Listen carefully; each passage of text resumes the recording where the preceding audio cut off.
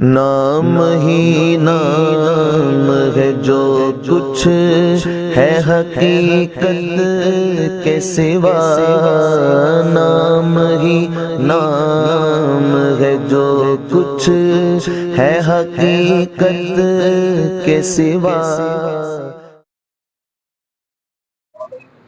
شیخ الاسلام ٹرسٹ جمبوسر کی جانب سے گنج خانہ مسجد میں یہ ہمارا دوسرا ہفتہ وار اجتماع ہے، اور آج کا جو اجتماع ہے اس کو نسبت 3 ہستیوں سے حاصل ہے۔ ایک سرکار مختوم اشرف جہانگیر سمنانی، ایک شاہ وجیہ الدین اولوی گجراتی، اور ایک میرا علی دادار رحمت اللہ تعالی علیہ سے۔ آج کا جو یہ پروگرام ہے، اس لیے کہ ہمارے جو پروگرامات مسجدوں میں ہوتے ہیں ان میں یہ ہے کہ ہم مسئلے مسائل اور تفسیر قرآن بیان کرتے ہیں، لیکن چونکہ آپ کا عرس مبارک ہے اور ٹرسٹ کی جانب سے ہر سال جو ہے مخدوم پاک رضی اللہ تعالیٰ عنہ کا عرس منایا جاتا ہے، تو اتفاقاً آپ کی مسجد میں عرس کی تاریخ آئی، تو آج کا پروگرام بالخصوص سرکار جہانگیر سمنانی مخدوم پاک مخدوم اشرف جہانگیر سمنانی رضی اللہ تعالیٰ عنہ کی سیرت پر، آپ کی کمالات پر انشاءاللہ ہوگا۔ ایک تو یہ ہے کہ مخدوم اشرف جہانگیر سمنانی اللہ کے ولی ہیں، اور ولیوں کی ہم کیا شان بیان کریں، قرآن خود ان کی فضیلتوں کو بیان کرتا ہے۔ ایک یہ چیز ہے نا کہ ایک انسان کی فضیلت دوسرا انسان بیان کرے کہ بھئی آپ نے کہہ دیا کہ آپ اچھے ہیں، میں نے کہہ دیا آپ بڑے پیارے ہیں، آپ اچھے ہیں، آپ کی یہ شان ہے، آپ اچھے ہیں، آپ کے اخلاق اچھے ہیں، لیکن رب ان کی شان اور فضیلتوں کو بیان فرماتا ہے، قرآن ان کی شان بیان کرتا ہے۔ وقت بہت کم ہے، میں آپ کی سیرت کی چند گوشے۔ حضرت مخدوم اشرف جہانگیر سمنانی ہے کون؟ ایک تو آپ اللہ کے ولی ہیں، اپنے زمانے کے غوث ہیں، محبوب یزدانی ہے۔ آپ کی شان یہ ہے کہ اللہ نے آپ کو وہ کمالات عطا فرمائے کہ سرکار مخدوم اشرف جہانگیر سمنانی رضی اللہ تعالیٰ عنہ کے حوالے سے محقق اعلی الاطلاق شیخ عبدالحق محدث دہلوی علیہ رحمہ فرماتے، جو ہندوستان کے سب سے پہلے محدث ہے، جنہوں نے، اس لیے کہ میں ان کا تعارف اس لیے کرا رہا ہوں کہ جب یہ اتنی شان والے ہیں تو جن کی فضیلت وہ بیان کرے وہ کتنے کمال والا ہو، ہے نا کہ بھئی کون کہہ رہا ہے، آپ کی تعریف کس نے کی؟ تو آدمی یہ دیکھتا ہے کہ کرنے والا کون ہے۔ اگر بہت بڑا ہے تو وہ یوں سمجھتا ہے کہ اس کی جس نے تعریف کی، جب یہی اتنا بڑا ہے تو تعریف کی جا رہی ہے وہ کتنا بڑا ہو۔ اس لیے مخدوم اشرف جہانگیر سمنانی کی فضیلت میں محقق اعلی الاطلاق لکھتے ہیں، اور محقق اعلی الاطلاق وہ ہستی ہے کہ ہندوستان میں سرکار کی حدیثوں کا کام انہوں نے کیا تھا، حضور کا دین پہنچایا تھا، مدینہ منورہ میں رہنے کی تمنا تھی، ہمیشہ وہاں رہنا تھا، لیکن حضور خواب میں آ کر کہتے جاؤ ہندوستان اور وہاں میری حدیثوں کو پہنچا دینا۔ کہا جب آپ کی یاد آئے تو کہا میری یاد آئے تو آنکھ بند کر لینا، میرا چہرہ تیرے سامنے نظر آ جائے گا۔ اب آپ دیکھیں محقق اعلی الاطلاق وہ ہستی ہے کہ جو ہندوستان کے سب سے پہلے محدث ہے۔ آپ فرماتے ہیں اگر کسی کو جنات کا اثر ہو جائے، کسی پر جادو کا اثر ہو جائے، اور وہ سرکار سیدنا مخدوم اشرف جہانگیر سمنانی کا نام لے وہاں جا کر اللہ اس کی یہ وبا اور بلا کو دور فرما دیتا ہے۔ جب ان کے نام میں اللہ نے یہ اثر رکھا ہے تو ذات مخدومی کی شان کا عالم کیا ہوگا، کمالات مخدومی کی شان کا عالم کیا ہوگا۔ جب نام میں اتنی تاثیر رکھی ہے تو روحانی کتنی تاثیر ہوگی، ذات میں کتنی تاثیر ہوگی۔ مخدوم اشرف جہانگیر سمنانی وہ ہے، عزیزان محترم، ہندوستان کی سرزمین اور سرزمین ہے کہ یہاں انگریز بھی آتے ہیں، ولی بھی آتے ہیں، تجارت کرنے والے بھی آتے ہیں، غاصب بھی آتے ہیں۔ ہند وہ سرزمین کا نام ہے کہ یہاں غریب نواز نے بھی آ کر دین پھیلایا۔ اسی طرح مخدوم اشرف جہانگیر سمنانی، ویسے تو ان کا مذہب اتر پردیش کے چوچا مقدسہ میں ہے، لیکن آپ سمنان کے رہنے والے تھے، عرب کی دنیا سے آئے تھے، اور وہاں سے آ کر آپ نے ہندوستان ہجرت فرمائی تھی۔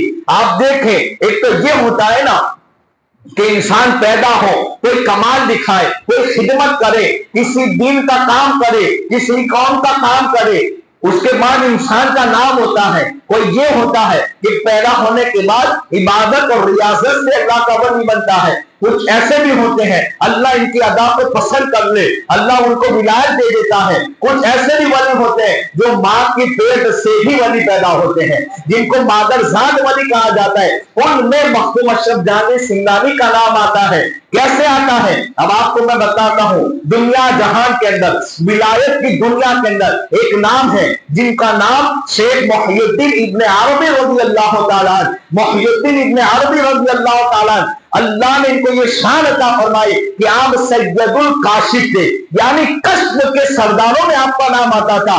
محی الدین ابن عربی کون ہے؟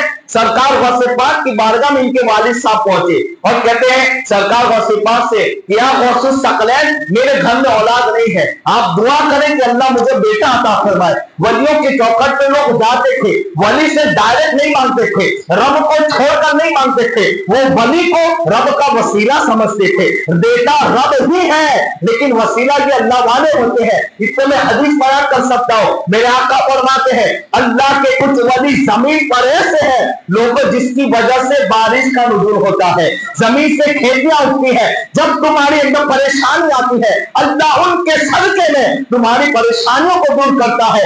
اولاد رب ہی دیتا ہے لیکن وسیلہ یہ اللہ والے ہوا کرتے ہیں۔ کہتے ہیں غوث پاک کا تیری قسمت میں بیٹا نہیں ہے، اس لیے کہ ان کی نظر لوہے محفوظ پہ ہوتی ہے، لوہے محفوظ جہاں تقدیر لکھی گئی۔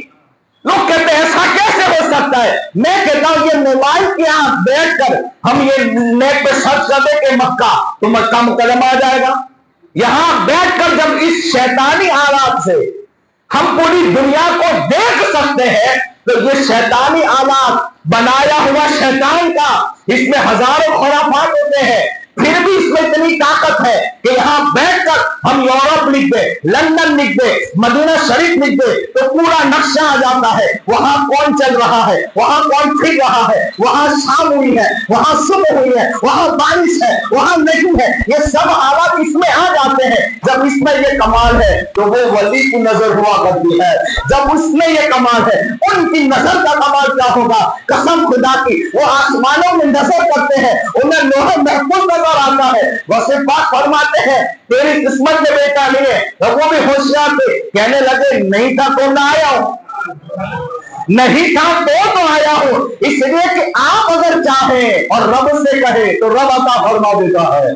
فرمایا گیا جب ولی قسم کھا لے تو میرا پروردگار ان کی قسموں کو بھی پوری فرما دیتا ہے، اور اس مقام اور اس منزل پر میرے غوث پاک اتنے اعلیٰ درجے کے فائز تھے کہ وہ کہہ دے میرا رب ان کی بات کو پوری فرما دیتا ہے۔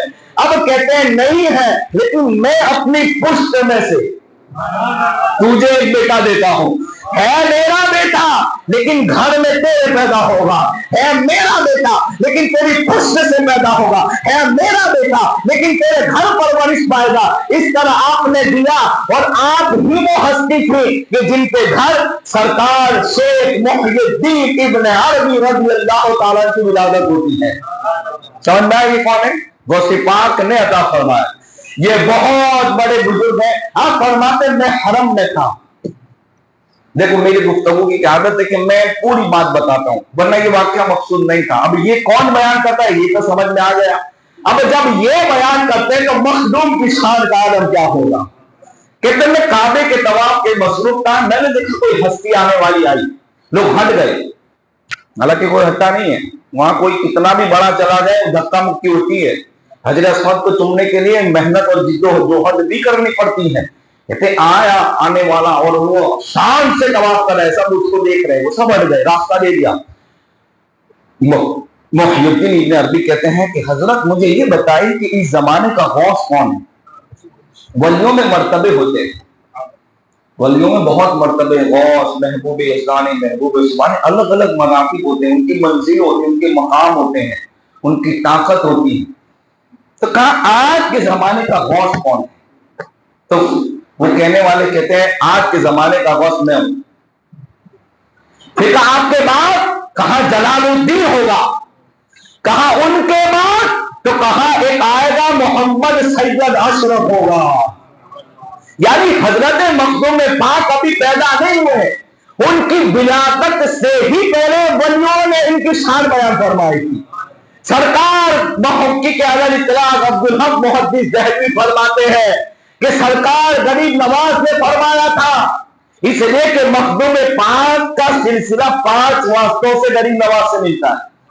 کہتے ہیں سرکار مخدوم اشرف جہانگیر سمنانی کے پیر کا نام ہے علاء الحق پنڈوی، ان کے پیر کا نام ہے سراج الدین اخیر رضی اللہ تعالیٰ، ان کے پیر کا نام ہے محبوب سبحانی حضرت نظام الدین اولیاء رضی اللہ تعالیٰ، ان کے پیر کا نام ہے بابا فرید گنج شکر رضی اللہ تعالیٰ، ان کے پیر کا نام ہے بختیار کاکی رضی اللہ تعالیٰ، اور بختیار کاکی کے پیر کا نام ہے سلطان الہند حضرت غریب نواز رضی اللہ تعالیٰ۔ 5 واسطوں سے یہ سلسلہ مخدوم پاک تک پہنچتا ہے۔ محقق اعلی اطلاع فرماتے ہیں کہ لوگوں سنو، آنے والے دنوں میں ایک آئے گا جس کا نام محمد اشرف ہوگا، وہ میرے سلسلے کو ہر سال نئی زندگی عطا فرمائے گا۔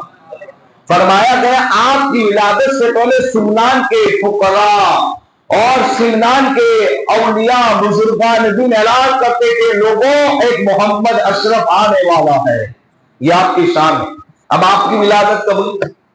آپ کے ابا کا نام ابراہیم تھا، وہ بھی اللہ کے ولی تھے، اور سمنان کے آپ شاہی خاندان میں پیدا ہوں گے، یعنی بادشاہت بھی آپ کے خاندان میں۔ سمنان کا تخت و تاج تھا آپ کے پاس، آپ کے والد ایک سلطنت چلاتے تھے۔ نظام تو ہر کوئی چلاتا ہے، سلطنت تو ہر کوئی چلاتا ہے، لیکن کیا ہوتا ہے؟ فراڈ ہوتا ہے، دھوکہ دھڑی ہوتی ہے، قوم کا مال لوٹ کر کھایا جاتا ہے، قوم کا خون چوس لیا جاتا ہے، قوم کے پیسوں پر عیش و عشرت کی جاتی ہے، قوم کے جوئے مال پر لوگ اپنے عیاشا کرتے ہیں۔ ہم نے ایسے بھی لوگ دیکھے، لیکن ہاں مسلمان حکمرانوں میں ہمیں حضرت عمر جیسے بھی نظر آتے ہیں کہ ایک چادر پہن کر پوری دنیا پہ ایسے حکومت فرمائی کہ 23 لاکھ مربع میل پر اسلامی سلطنت تھی، اور آپ کا شان یہ تھی کہ آپ ایک چادر پہن کر جمعہ کا خطبہ بھی دیا کرتے تھے۔ کبھی ایسا بھی ہو گیا کہ 2 چادر پہن لی، خطبے میں سے ایک آدمی کھڑا ہو کر کہتا ہے اے عمر بتائیے آپ نے ایک چادر کے بجائے 2 چادر کیوں پہنی ہے، جبکہ یہ چادریں آپ کے پاس آئی تھی، آپ نے سب کو ایک ایک تقسیم کی، آپ نے 2 کیوں لے لی تھی؟ تو آپ چپ ہو گئے اور کہتے اس سوال کا جواب میرا بیٹا عبداللہ ابن عمر دے گا۔ حضرت عبداللہ ابن عمر، حضرت عمر کے بیٹے کھڑے ہو کر کہتے ہیں لوگوں سنو، چادر میری تھی، میں نے اپنے ابا کو پہننے کے لیے عطا فرمائی۔